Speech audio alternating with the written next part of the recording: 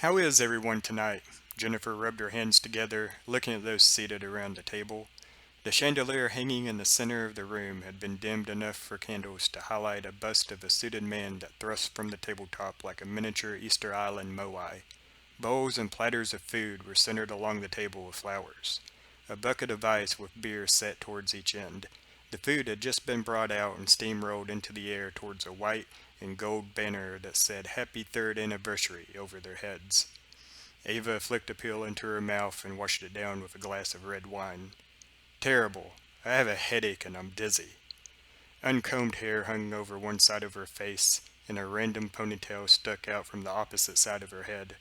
Her eyes refused to work in tandem and focus like they were floating underwater. Jennifer raised an eyebrow. Could it be the alcohol mixed with whatever the doctor gave you this week? Ava topped off her wine and took a swig from a flask. Maybe, but it's legal, so don't judge me. Everyone at the table stared at Ava, judging her, as she chased the liquor with more wine. The seconds had almost turned into a minute of them watching her swig from each container when Zack jerked his beer high. Woo! He drained it and slammed the bottle down, burping. His girlfriend smacked him as everyone looked his way. Zack shrugged. Somebody needed to liven things up. Ava's head rolled back and she began snoring with her eyes open. Or quiet things down. Stacy piled fried fish and pasta salad onto her plate until Valerie kicked her leg under the table. Don't fuck up your diet. Valerie pointed at Stacy's plate with her fork. You have weigh-in next week for the fight. 5 extra miles tomorrow on the treadmill to get it off. Stacy grinned. Can't wait until your coaching contract is up and we can get in the ring again. Valerie laughed. Jennifer looked to see if Ava had woken before speaking. I think it ends around the time Tim gets out of prison. I bet he won't embezzle from the company again. Mark opened an energy drink to chase shots. Zack laughed. Or he'll be better at it. Was it too smart putting that hooker on the company's petty cash card?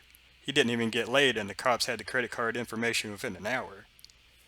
Ava stirred. Jennifer put a finger to her lips. Change the subject before she hears us. Wesley ran into the room with his sport jacket flapping behind him. Made it. It was wrinkled from being worn and set in all day. His socks left sweaty prints on the tile. Jennifer looked at her wristwatch. You're 3.5 minutes late.